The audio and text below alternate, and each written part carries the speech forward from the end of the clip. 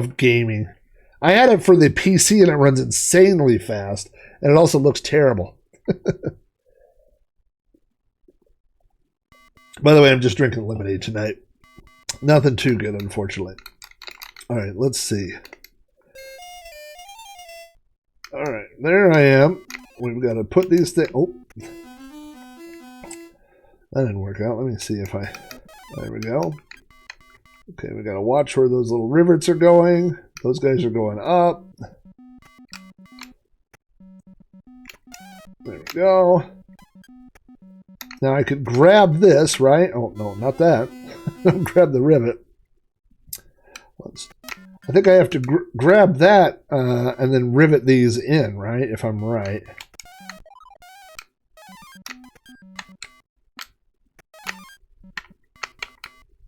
Am I right? I could be wrong. No, I'm right. Okay. So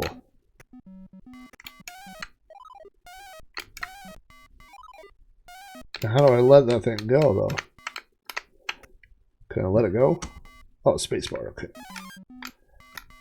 There's a drill. All right. Let's wait for that thing to come up here. My little rivet thing.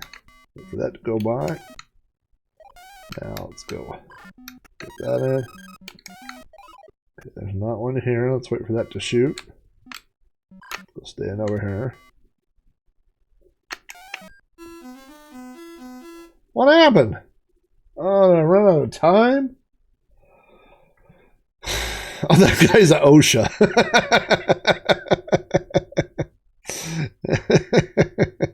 Yeah, you can hit the space bar to put down the jackhammer. I knew there's a way to do it. All right, let's try this again. Oh, there's the vandal. Ran right into him. Bad start.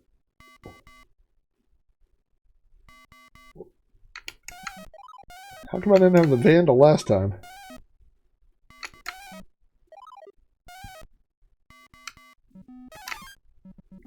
Oh. Yeah, that is true. It's kind of like the opposite of Donkey Kong. Here you're building the structure instead of getting it torn down. Oh. Run! Run! Oh, look at that. You can press the spacebar. I've got this hammer here.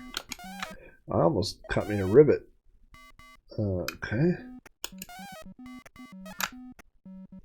There is kind of a logic to the rivets if you watch the way that they go.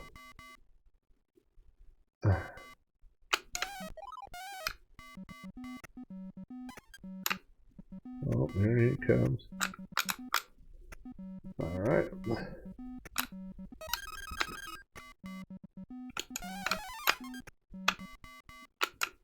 Oh, he got me. Do I have to start them all over now? Oh, well, I have to start all over. Yeah, this is definitely an old school. I really want to beat this first level. It'd be nice. Woo! Now he's going that way. Guess I can try to outrun him here.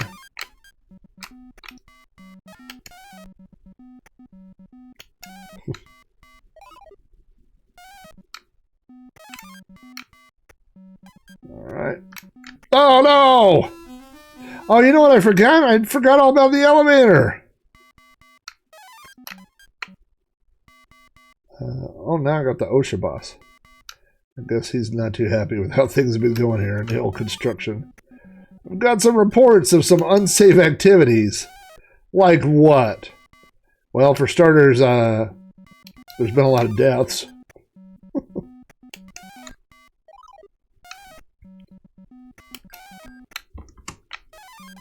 Okay, we got all the rivets in.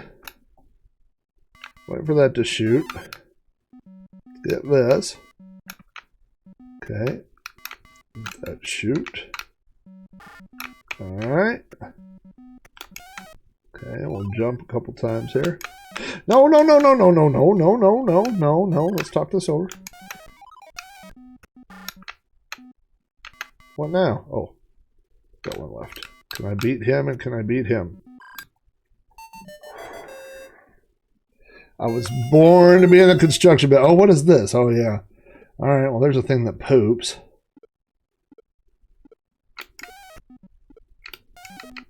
Okay. I'm just getting off that. What's going on here? That's the thing that kills you, in case you're wondering. All right, let's avoid the poop.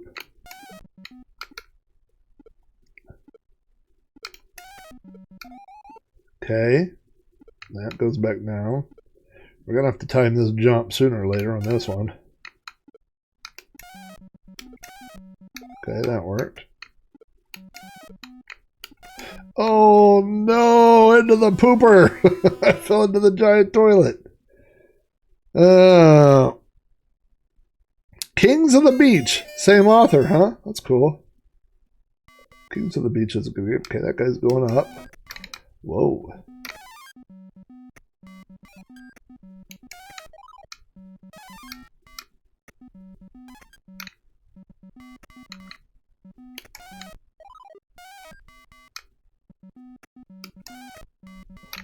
Isn't it funny how, like, after you beat a level one time, then after that you're like, oh, it's so easy. I could do it every time now. Famous last words, though. Alright, come on, jackhammer.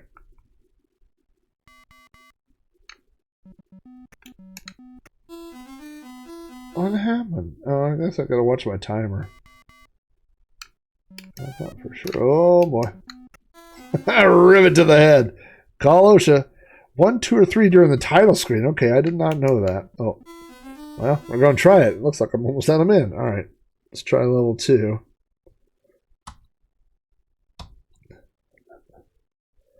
Yeah. All right, 2. All right, it worked. I'm back to Poopville here.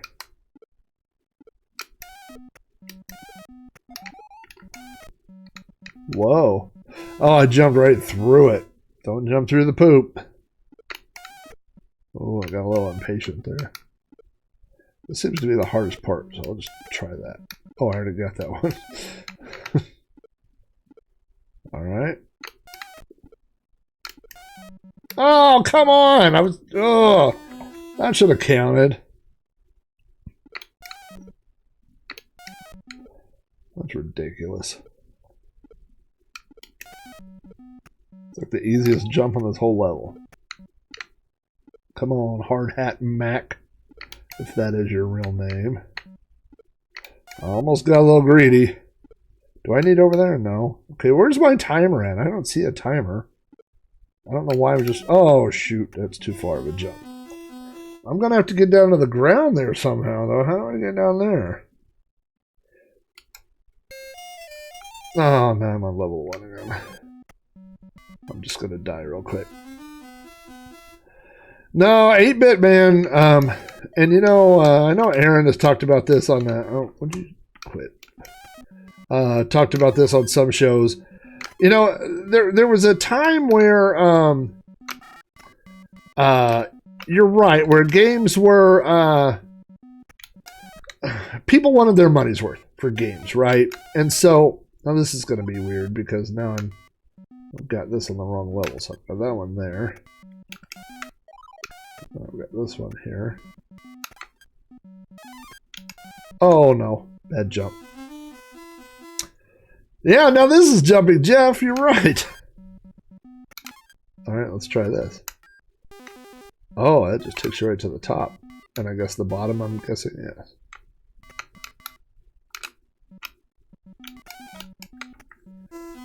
Rivet right to the face. You know, at least at golf they have the decency to shout 4. They don't just throw a rivet at your face. Alright. Let's get this one out of the way. How am I going to get down there to the... Oh, I just ran into that. Stupid. Oh, boy, oh, boy, oh, boy. This is what we'll be streaming on Saturday. Is just 2 hours of Hard Hat Mack. While wearing hard hats. And as I'm playing, Steel Rat will be shooting rivets at my face. You don't want to miss that, kids. So tune in. It will be riveting entertainment. That was bad. I will give you that. Okay. So there's this one. How do you get down there? Is there something that... Do I go over here? No, there's no way down there. There's no way down there. Oh, and that was stupid. Does it have to do with this the conveyor belt up there at the top?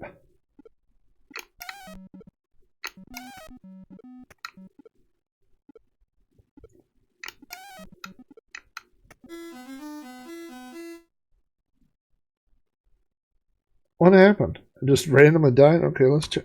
I'm not even going to try the other stuff. I just want to get up there. Okay. So, oh, if you run into the end of that, that kills you? That's... Alright, yeah, we're past 8-bit hard. Alright.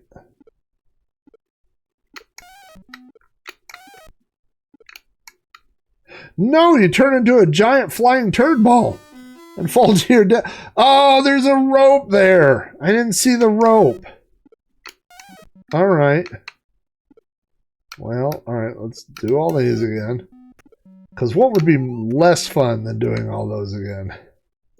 Yeah, I didn't see the chain, Rick. Well, the good news is I'm getting... Oh, dead. Do I have any lives left? No. I was born to Mac. Alright, hang on. That was a Too Short reference. I was born to Mac.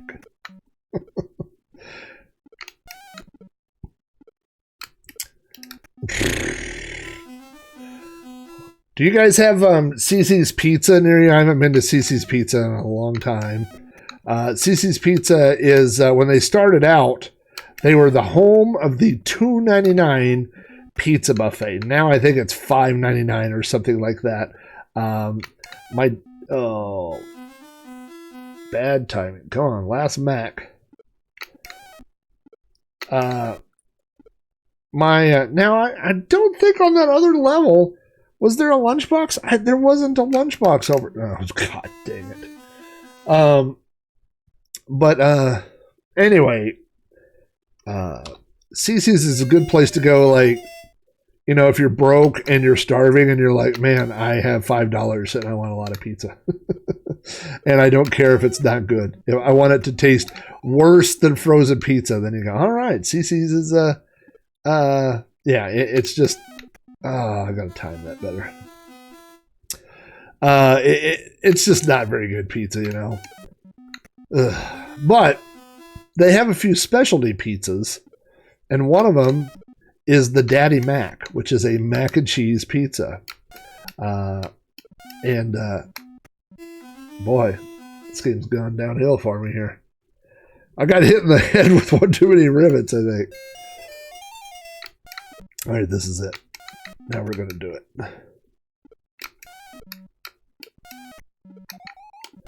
And anyway, we went in there and they had these big signs hanging up that said, try the new Daddy Mack. And I was like, actually, I think it's Mac Daddy. And I was like, is it Mac Daddy or Daddy Mack? You know, and everybody was like, what are you talking about? And I'm like, okay, listen, it's not my joke. I didn't name a pizza after the guys from Crisscross. You did. So it's not like I'm not bringing up dumb references. You brought it up by naming your product the Mac Daddy. You know, if you're facing just the wrong way and you try to jump, you can't go. I will tell you this: the first time I went to CC's Pizza, I'm so mad right now. This game. A friend of mine took me to the CC's in Norman. Okay, that's it. Look at that. At the end. And we went, and it was like, the only thing I would compare it to would be like Godfather's Pizza. I mean, it was just so good. And I was like, this is only $2.99. And it was really amazing. Let's see what Frogger 2 looks like. And it just went way downhill. It was almost like it was a test location for something else.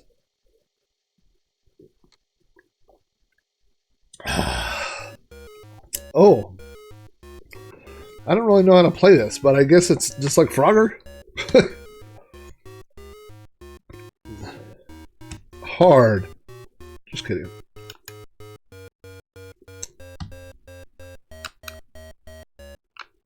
Where am I? I don't see where I am. I hear something. I don't... Oh, I see. Okay, what am I supposed to be jumping on? Oh, I'm probably in the wrong joystick port. Yes, I am.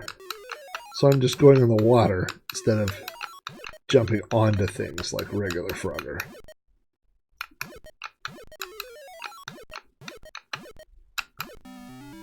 Alright.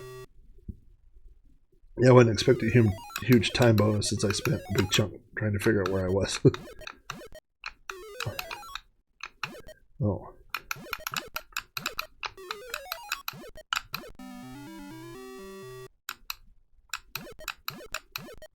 Alright. Well, there's a lot going on, you know? I mean, there's a lot of things floating around here.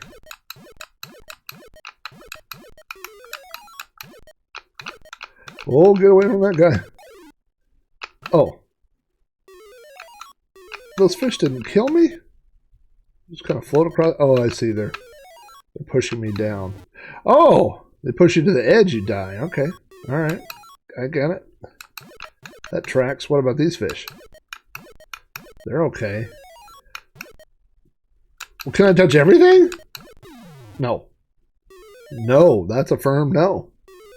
That's a firm no. Alright, watch out. Oh, you can jump on his back, just not on his teeth. Okay, so if those guys hit me and they're on the edge, I'll die. Because they'll push me all the way to the edge. Gotcha. Like that!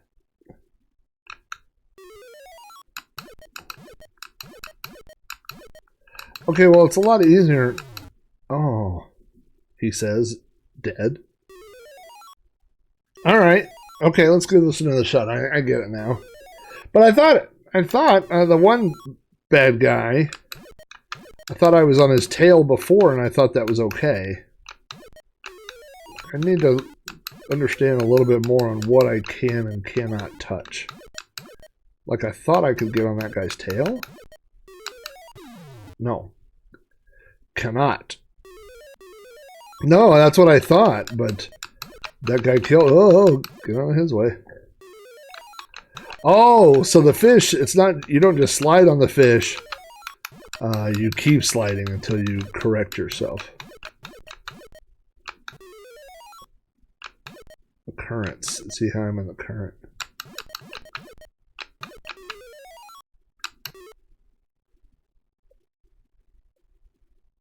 Whoa.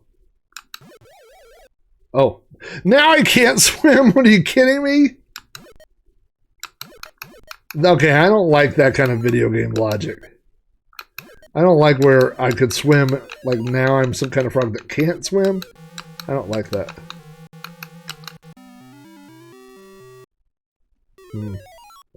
Oh, I wonder if I jumped actually on the log instead of in between, and that's what took me to that other little second level. Regardless, I don't like the fact that that it killed me.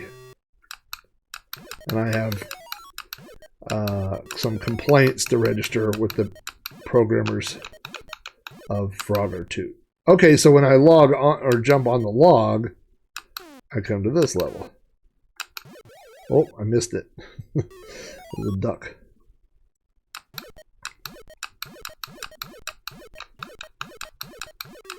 I kind of want to try that level some, but...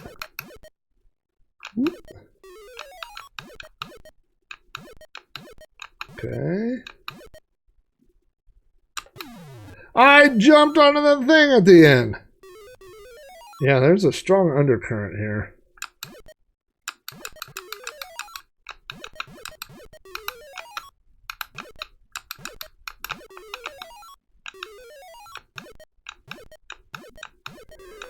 Alright, let's try this again. Let's get caught up in this, and then boom. Oh, I landed on that.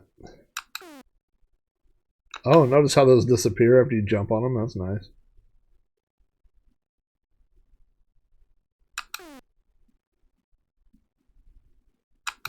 Alright. Uh-oh.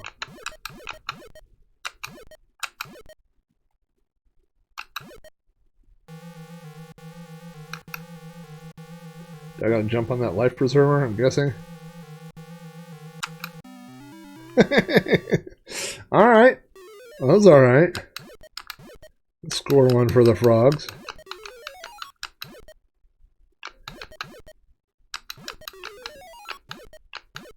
So I just need to wait for this other log to come here.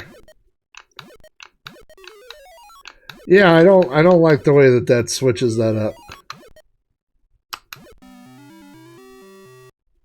Alright. Are there an unlimited number of logs I have to fill, or eventually will I go to a second level here? That is all questions probably no one can answer, but let's wait to see if there's another log. Well, it does seem weird that I get 100 points for air bubbles. See, all these logs are filled up. Oh wait, it says births 1. I'm gonna wait for another one here. Come on.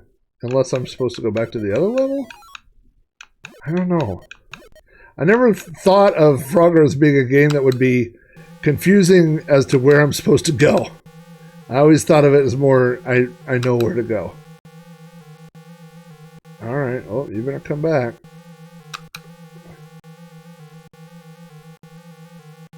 This music a little ominous.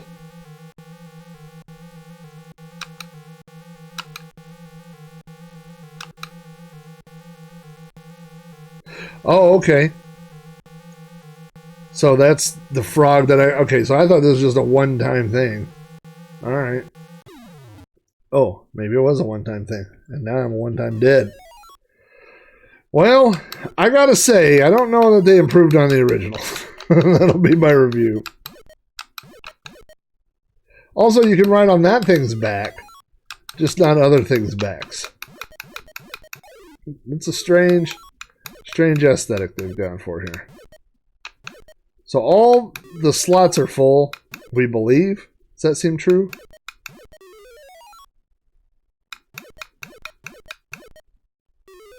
You need to hop on the back of the white bird on the second screen. All right, I'll try that.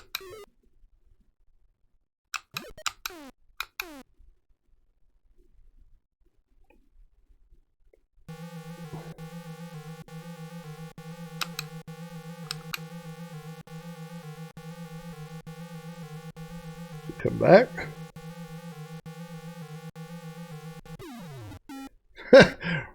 Wrong. I'm gonna say that was wrong.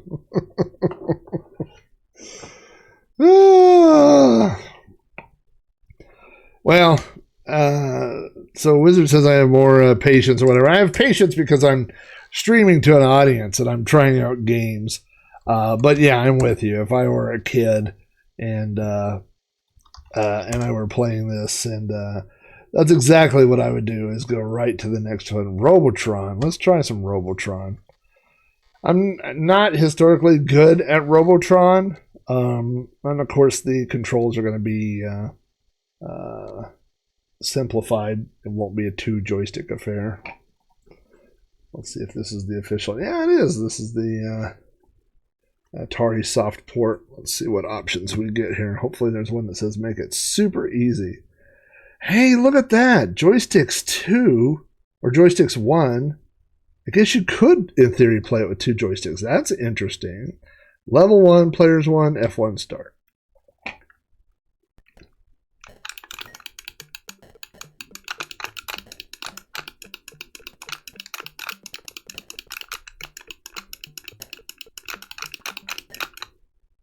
Ooh.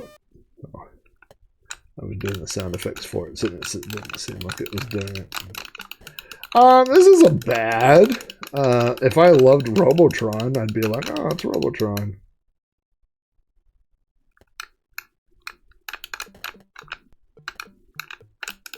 Leave my lady friend alone, you dum-dum. It's hard to, it doesn't change directions very quickly. It's like if you're running to the right and you try to shoot left, it doesn't do it quickly. Like I'm shooting up, and then when I run right and I'm shooting, it's still shooting up for a minute. Well, Curtis, I think it does. Do I have an easy way to test this? Okay, hang on for a second here. Okay, what joystick port? Okay, I'm in port 1. So let me go set up. This isn't going to be easy to do. I mean, easy to play. Let me go into my emulator here. Joystick settings. So joystick in port 1 is that. Let's go set up the number pad for controller 2. And now it says I've got 2 joysticks plugged in. Let's see. Now, it does. It sure does. So now I'm running around with my left hand with a joystick that's sliding all over the desk. And I'm using the number pad to shoot.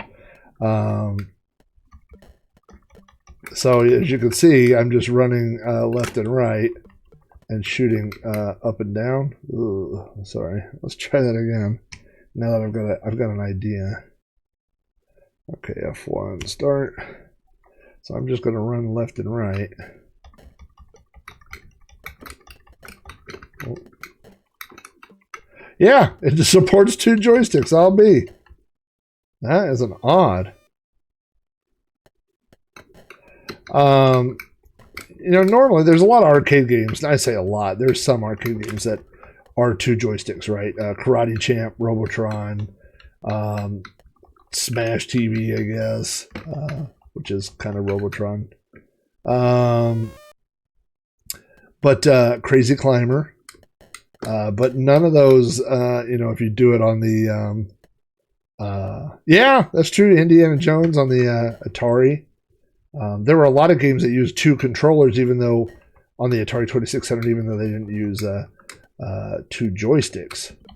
For example, Star Raiders. I don't remember, but yeah, I don't know. They have I 3D printed for a guy. This is for the Atari 5200, but hey, you know what? Let's go off script here.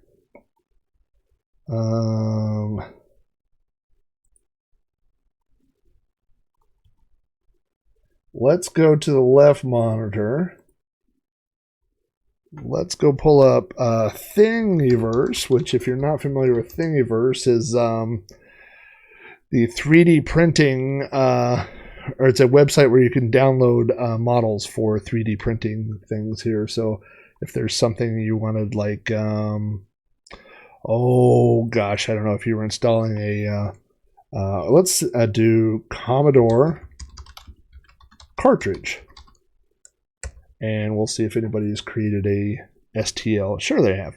So these are all Commodore cartridge cases that you could download. Let's pick one here. And if you have a 3D printer, which I do, you can see what the different pieces are going to look like here when you print them out. They're not going to look that smooth. But there you go. So let's look for Atari dual joystick. Oops, I typed joystick.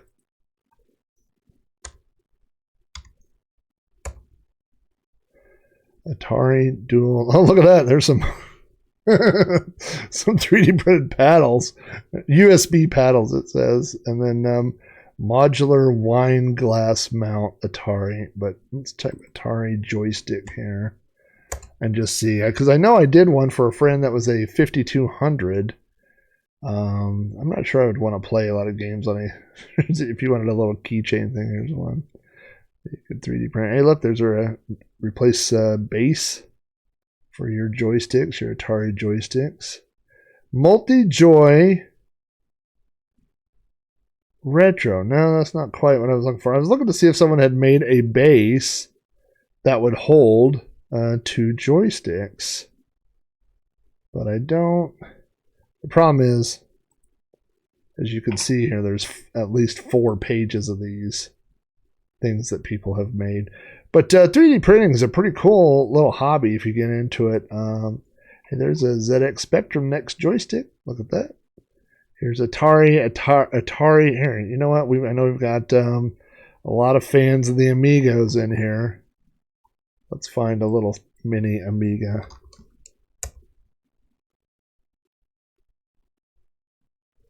My 3D printer was about 600.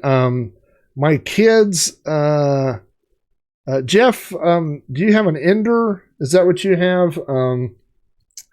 I have the Creality CR10, and I bought it because I could print giant things, and then I never print giant things. Everything I print would be tiny little things for the most part. But my son's got an Ender 3 Pro, which I think was around $350, and I think the quality on his is better than mine. Here's some. Here's a tiny little Amiga 500 for you if you want a cute little Amiga 500.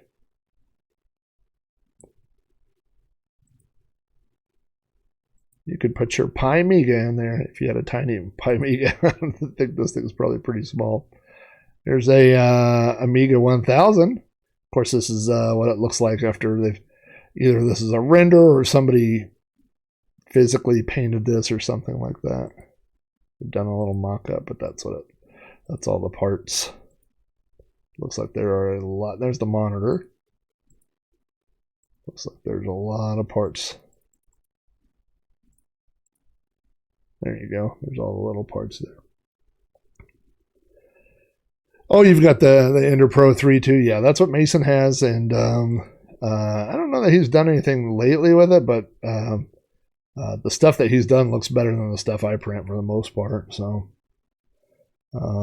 there's a little tiny. Hey, look, there's a 3D printed Amiga Boing Ball.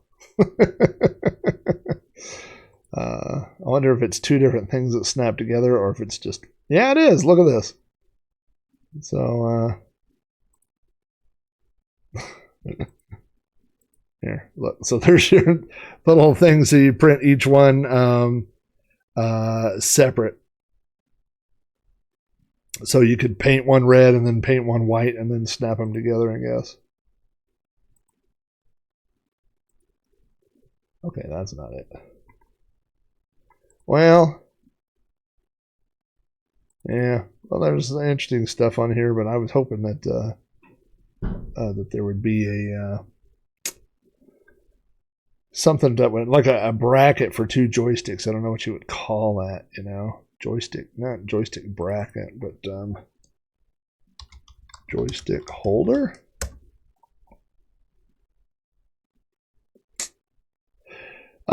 If you've never, and by the way, all this stuff is free. And by the way, Wizard, if you talk to Steel Rat, he's printed all kinds of stuff for little miniatures and tabletop games and all that stuff. If you want to make your terrain, you want to make any of that kind of stuff, it's he is definitely the guy that can tell you what you need or what you need to do.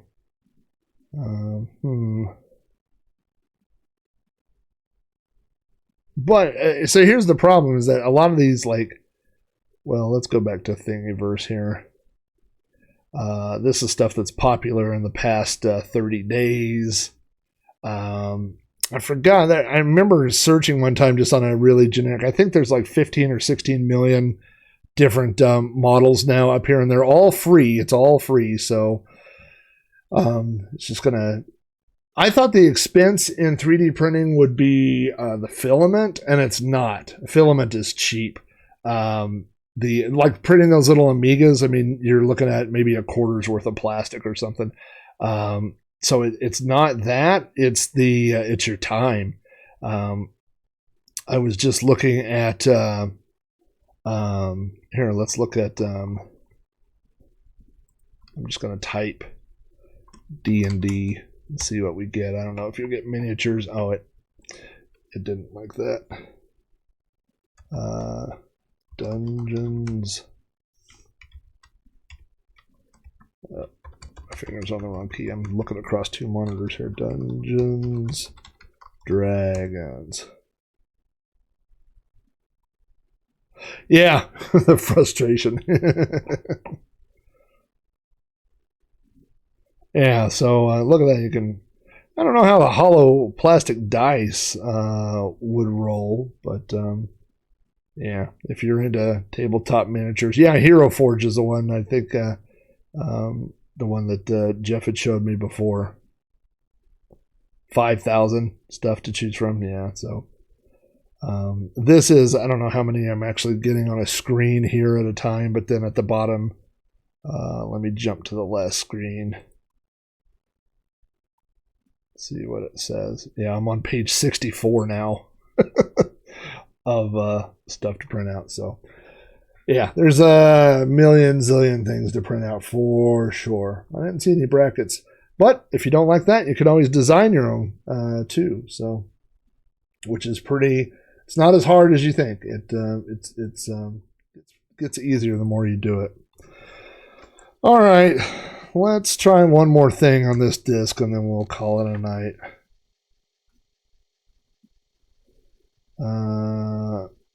I mean, Monsters Squish 'em and Monster Smash both sound like generic games. Try typing Robotron in the search. All right. I've still got it up over here. Robotron. Let's see if anything pops up before I flip over there. Well, there you go.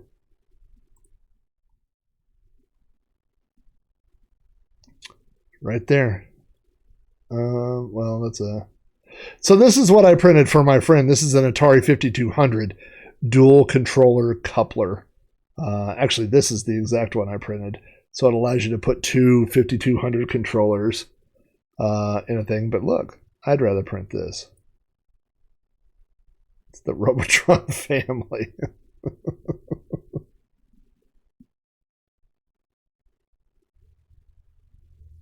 I like that.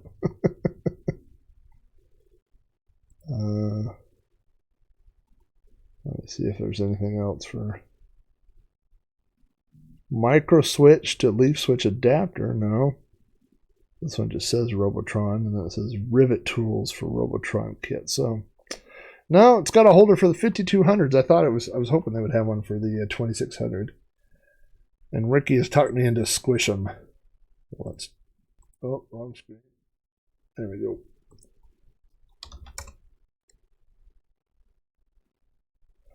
It's, you know, the one thing about 3D printing is, all the stuff that I printed at first was crap because there was no point. I was like, hey, I could print a thing on the wall and I print one and I could do this, you know. And so that was kind of my, and I think I have a You Don't Know Flack episode about 3D printing. But then one day I needed something to hang my glasses on, and it's hanging over here, but I looked on Thingiverse. Let me go over here. Hold on. Glasses holder. Let me see if I can find one here. Well, the problem is there's even a million of those. But anyway, it doesn't matter which one I found. I found one, and it was exactly what I wanted, and oh god, that is cheesy. Okay, this is the one, but unfortunately it's in white, and it's hard to... Oh, that's just for one pair of glasses. Anyway, the point is that I was like, oh, this is something I actually need. And so I printed it out, and instead of buying it, you know, and all of a sudden I was like, it clicked like, oh, you can make and design, you know, your own stuff, or someone else can, you know, design it or whatever. This is not a bad one. This is not the one I used, but you get the idea. A little thing to hold glasses and hang on the wall or something. That's not really quite the one I have, but anyway, so that's kind of when it turned the corner for me, you know. All right, let's go. Oh, I missed the instructions. What am I doing on this game here? I guess I'm squishing things. Okay, I'm crawling, climbing. That looks like a guy I should avoid. Can I go under him? Yes.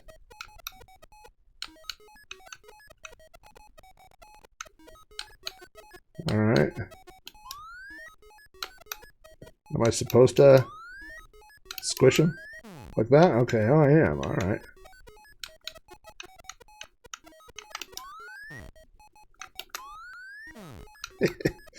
All right. Make it to the top, so kind of like crazy climber kind of idea. All right. Is the squishing required, or is that just fun bonus? Actual. Okay. Oh, I can see like if I have to go right here, I would want to squish that dude.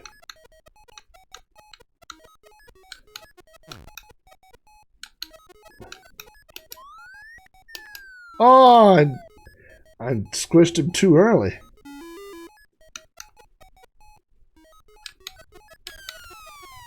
Ooh. Jeff says if you buy a printer, spin the 120 and buy Simplify 3D. There are free slicers, but this will save you a ton of time and frustration with support struts. That is probably good advice. I use a free slicer.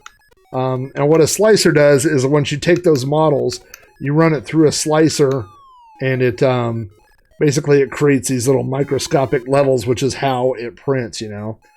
So there are free ones, but the free ones aren't as good as the pay ones, and they can be a little clunky, and they don't get updated as often. There's a new feature, for example, that some of the new slicers have that do a new kind of smoothing, and it oh, that guy, did they come back, or did I not see him? I didn't notice. I'll have to watch more closely here.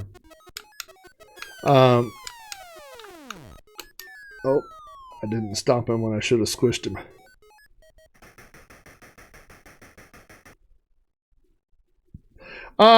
I do not use Octoprint. I set up Octoprint briefly, and then I needed my Raspberry Pi for another project, so I disassembled it as quickly as I assembled it.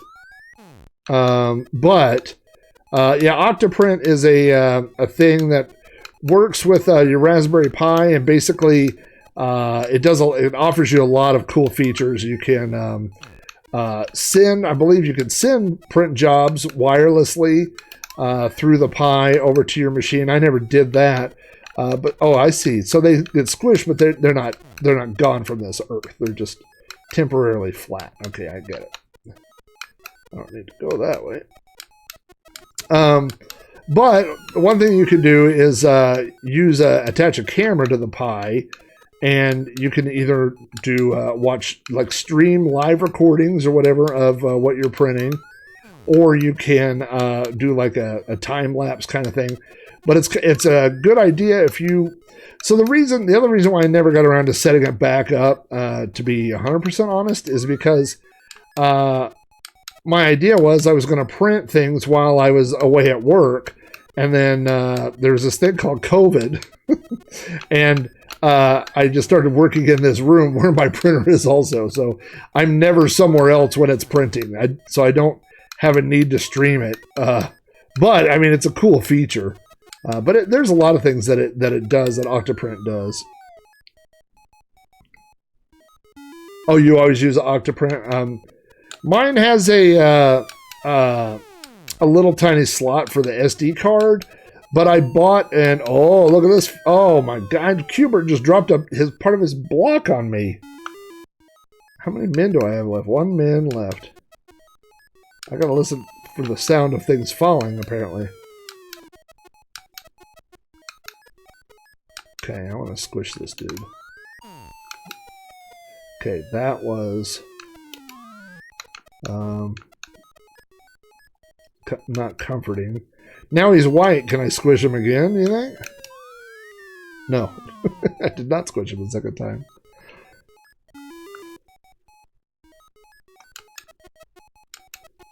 You got asteroids? No, but my dad does. I'm paraphrasing.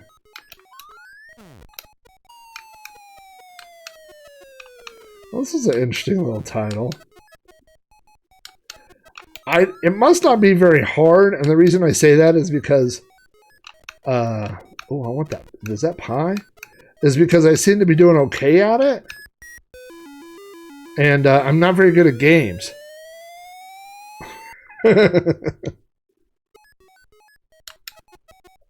So once you get to the pie, it's on to building number 2. Like Wreck-It Ralph. I'm gonna wreck it! I didn't even need... I went out of my way to squish that dude, and now I feel guilty about it. So now it becomes that that thing comes back, and I can't squish him again before this one moves out of the way. I'm just trapped. I guess I could go down. Come on, get off that thing.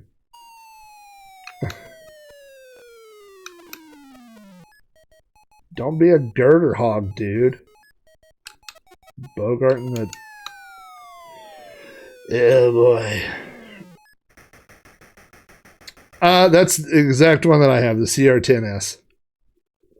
And again, when I looked at it, unfortunately, mine is right there, and you can see I've got a pair of speakers sitting on top of the print thing that I have set over there. It's in this room. I have not enough, even though I have tables all the way around. I don't have enough flat areas, and so when I'm working on something over there, I end up setting stuff on top of the 3D printer. But yeah, that's my CR10S, and I bought it from, gosh, what's the name? Tiny Machines, I think is the name of it. And they're based out of Texas, and they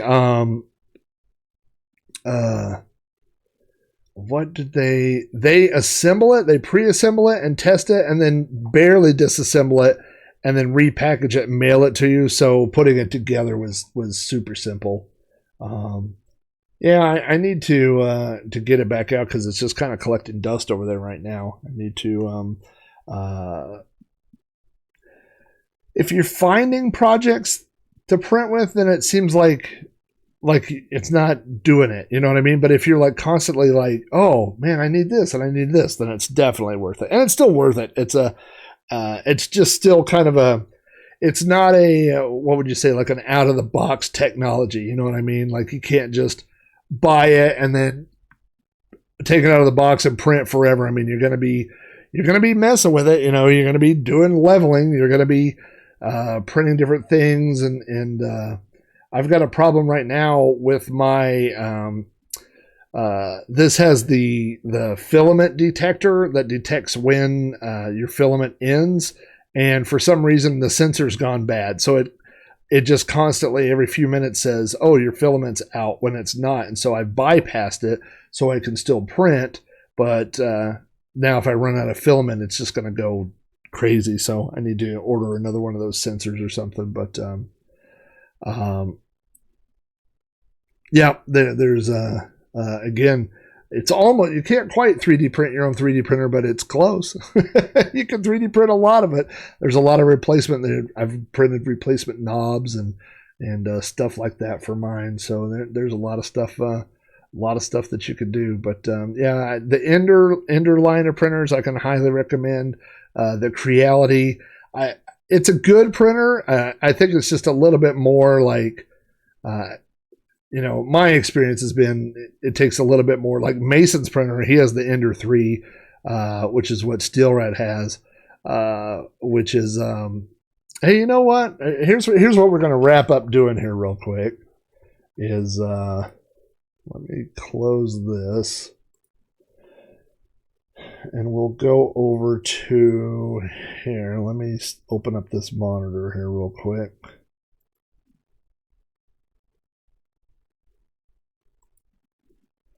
All right. And let's go to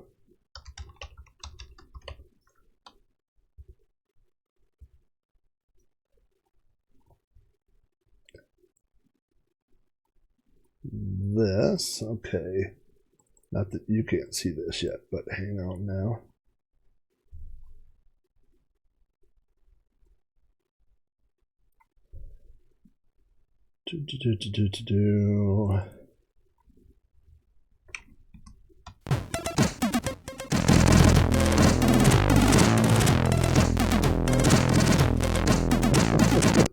Whoops. Wrong key. All right, hang on here. We'll see if this works.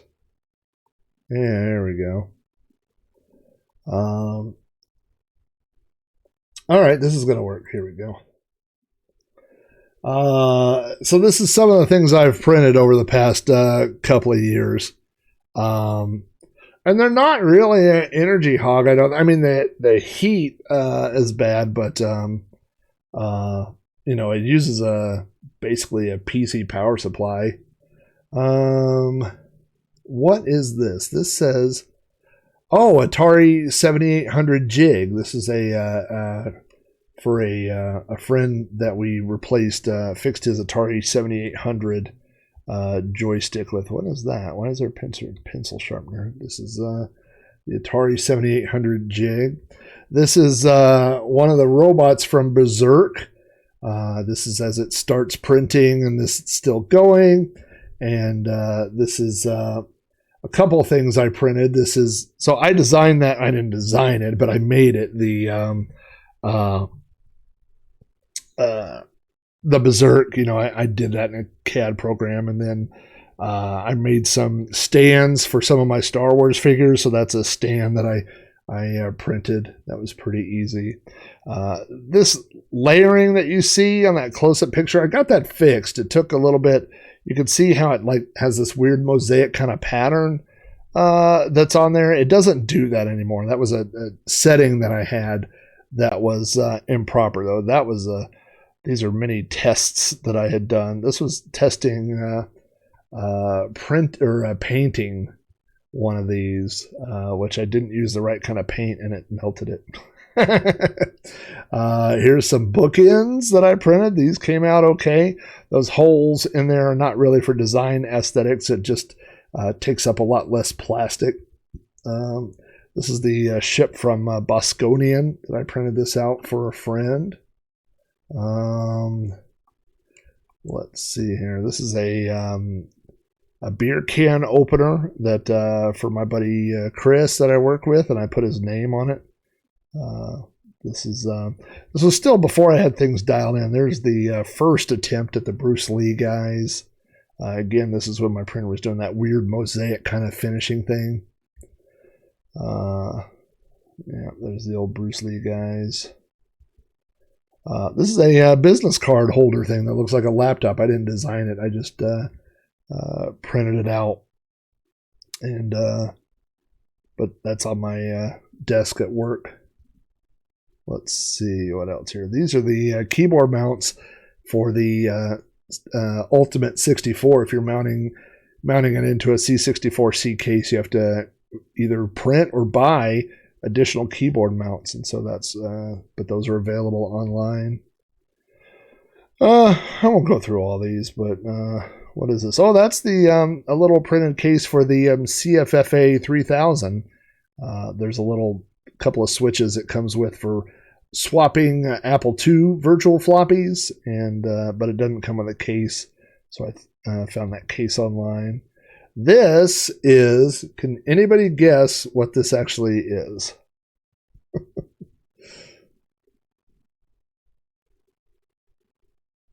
I'm going to wait and see if anybody can guess and see what this is.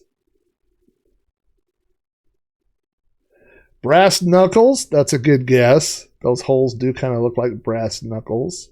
Plastic knuckles, I don't know if they would be as effective. Tintin is the first one. It says it's a famous emoji. And so this was right before Christmas, and the kids were making Christmas cookies. And I said, I wonder if there's any cookie cutters that are on there. And there are. So I made Christmas poop emoji cookies. And they turned out great. They looked like little piles of poop with little happy faces on them. Also, we had a ugly sweater cookie decorating contest, and so went online and printed out. This is obviously a cookie cutter for sweaters, and we made cookies that were sweaters, and then let the kids and then the nieces and nephews decorate Christmas sweaters. So, I mean, anything. This is a thing I did for a buddy of mine who is in the Cult of the Dead Cow, and so I printed out a Cult of the Dead Cow logo for him and mailed it to him. Actually, I printed out 2 of these. I have the other one. Now, this is one of the bigger prints that I've done. This was for a professor of mine when I was going to school, who was a big Doctor Who fan. And if you see that shot, you can probably tell what this is going to be. But the cool thing about this print is that it snaps together. So the top half of and I have said this wrong my whole life. I always thought it was Daleks, but I guess it's a Dalek. I'm not a Doctor Who fan, unfortunately. But it snapped together, and then you had the little weapons that snapped in. There was a lot of overhang and stuff on this one, but I used a little light sanding and cleaned it up a little bit after this. let's see here. I know this is kind of not too exciting. This is a frog I printed out for another one of my teachers. Just a little frog to sit on her desk. She liked frogs. This is one of the most useful things. This is another useful one I printed out. This is a headphone hanger that's on the end of my desk, and it's designed for the exact size that fits on IKEA desktops, which is what I have here. And so that hangs right off the edge of my desk right here, and my headphones hang off it. And I printed one for my wife as well. This is the spare keychain for our spare key. So I've got my money's worth out of it. This was I printed some little Lego people. This, again, my printer's better now. I've got some better settings. Which one do you have, Zerfall? The headphones thing or the spare key? These little Lego people. I had a friend of mine that his kids were into Legos and they wanted to see, the headphone one, yeah. They wanted to see 3D printing and stuff, and so we printed out some Lego people, and I let them put them together and stuff like that. This is my hanger for COVID masks. I needed a place to keep COVID masks. Now, this was a thing, this thing right here, I saw it online, and it's a measuring cube, and so it's supposed to be like for in your kitchen, and it's kind of dark in this picture, so you can't really see, but depending on which way you turn it, it's like, a half a cup, a quarter cup, a teaspoon, tablespoon, or whatever, but the filament that I have, it says is not really approved for using with food, or it also won't survive going through the dishwasher. So I ultimately abandoned it. Now, there was a thing a while ago where you could do some unscripted things with your Nintendo Switch if you have some little jigs. And so a friend of me asked if I could print a couple things out for him. That might be what those are. This is, those were my Pac-Man people. They turned out pretty good. They just didn't turn out good when I painted them. So I'm going to, look, those are little pellets, power pellets. This is a big pentagram for a friend. This is one of the things, another useful thing. I have all these little action figures, like small little rubber, like McDonald's ones and stuff. But when you stand them on a shelf, you can't ever see the guys in the back. And so I went in and I made these little risers. And so you could see the guys in the front and the back. I wouldn't say that I have more money invested in these guys than I do in the 3D printer, but I'm going to say they're in the same ballpark. Not just these, but if you put all the old McDonald's toys. Also, this is another thing I have was, I'm sure everybody has a desk that has looked like this at some point in time. And so I printed these out, which are little SD card holders. And there's a couple of SD card holders. And then I printed out some USB holders that are little things. This is that's Flavel, the brain guy, and we made a hat for him. You don't necessarily have to only do serious stuff if you get a 3D printer. There's those little stands. I printed a bunch of those stands. So anyway, I don't know. I'm sure there's other stuff in here. Oh, hey, here's the thing I was looking for. Let me go a few more. This is my eyeglass holder. So this was on the old shelf. I didn't want to drill holes in the shelf, so I just taped it up there. But now I have two of them, one for sunglasses and one for reading glasses. Tim says, what's the application for a 128 meg card? I'll tell you. It was for my original Mist, because you could put separate cores on each card. So you turn the Mist off and it would boot up. So it was easier to organize. It's not like the Mister is where you put everything on one SD card now. Back then it was easier to, you had to flash every core and it took a while. So if you put them on different cards, it made more sense. So like you could put, for 128 meg, you could put the Atari 2600 core and all the games and just have them separate. So that was, I eventually printed out little labels to make them look like floppy disks. So the thing was, no, I didn't have to buy them because I asked everybody. I was like, hey, do you have a bunch of SD cards that are so small that they're sitting in your desk drawer? And people gave them to me. And so that was kind of how I ended up getting all those. There's the other eyeglass holder, which was mounted to my desk. Look at that. See all those sunglasses? That was cool. This is a holder for my kid's unicycle in the garage. That thing took a long time to print, and sometimes when you're in the middle of printing something, you should probably just go, well, I probably should have just ordered a bracket. It went down to Amazon or something. This is a USB stick holder, which is similar to the, in concept, to the SD card holder. So anyway, I don't think there's anything else too exciting in here. And you know what? Here's one thing. This doesn't look that interesting being printed, but there's some new Vectrex games that are designed to be played with the Vectrex on its side. And so I printed out this, it's like a series of things that go together, but it is a Vectrex stand for setting the Vectrex on the side. So it looks kind of weird. I mean, it's not that exciting to print it out, but that's what that was. So, all right, well, we played some games. We made some digital burgers. I'm sure Alibaba, if you look hard enough, probably does have human organs.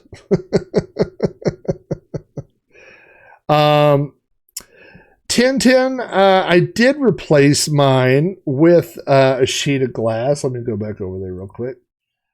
Because the sheet of glass that came with my printer was slightly warped.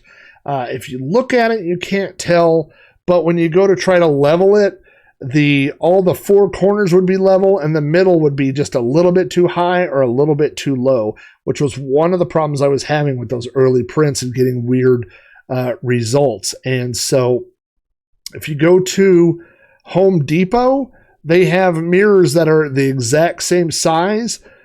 Here's the bad news, and then I'll give you the good news because I know Tintin is local to me. The bad news is I think they only come in a box of 5. I only wanted 1, and you have to buy 5 of them. The good news is I'll meet you anywhere and give you 2 of them. So I'll keep 2 spares and I'll give you the other 2 if you ever want to play with them. The only thing that I had to do was I raised my default temperature just a little bit. I used to print at like 200 even, and I bumped it up to like 208 just because I think the backing on the mirror isn't quite as conductive. But other than that, I didn't change anything else. And I just, use binder clips to clip it on. So if you ever want to play with one, let me know. And I'll meet you somewhere between where I am and where you are. So, anywho, we made burgers. We printed stuff. We squished stuff. We did all kinds of stuff tonight. It's a good night. Tomorrow will be Sprite Castle. So if you got it on your podcast feeder, it'll come out that way. If you want to watch the video at 6 p.m., it'll drop on youtube.com/Sprite Castle. But all the audio stuff will still be there, and this video will still be at the Amigos. So everything that used to happen still going to happen.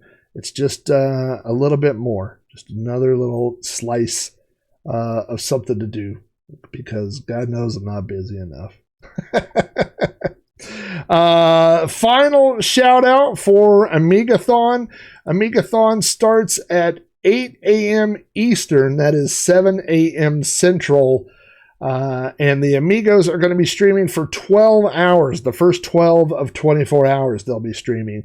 So they're going to be having lots of guests on there. They're having some giveaways. They're having all kinds of fun stuff. So they'll be going. And then at 7 o'clock Central, my time here in Oklahoma, so an hour earlier than my show normally starts on Wednesday, I will be taking over for 2 hours. So you'll be able to see Steel Rat and I. We're going to play some Commodore games. We've got some giveaways. We've got some drinking games. We've got a random wheel that's going to add some complexity to what we're trying to do. We've got all kinds of stuff going on. So, and again, that's for the Children's Miracle Network Hospital. So it's, and you're not, I always want to tell, like, people go, well, I really don't feel like, that's not where I would donate. That's not what I would do. I don't care about kids that are sick. No, I'm not saying that. But it's not a high pressure thing. I'm not going to be browbeating anybody. So if you just want to come by and support me or go by the Amigos and support them, then by all means do that. No, nobody's going to be like calling people out if you're not, oh, well, they only gave $3, could have gave $5. Nobody's going to be doing that. It's just, it's all low pressure and what we raise is what we raise. But even if you just come in and give some moral support as everybody's streaming and going along, that's always appreciated too. So,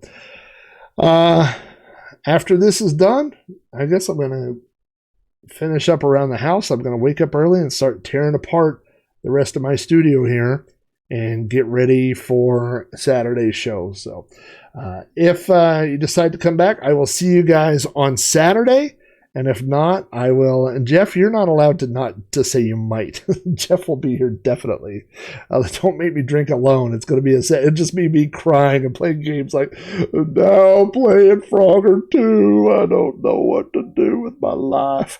Not a good stream. So Jeff will be here. So anyway, thank you guys for dropping in. Always glad to chat with everybody. And I will see you all later this week. I can't say adios. It's the Amigos thing. I'll say sayonara. No, I'm just going to say see you guys later.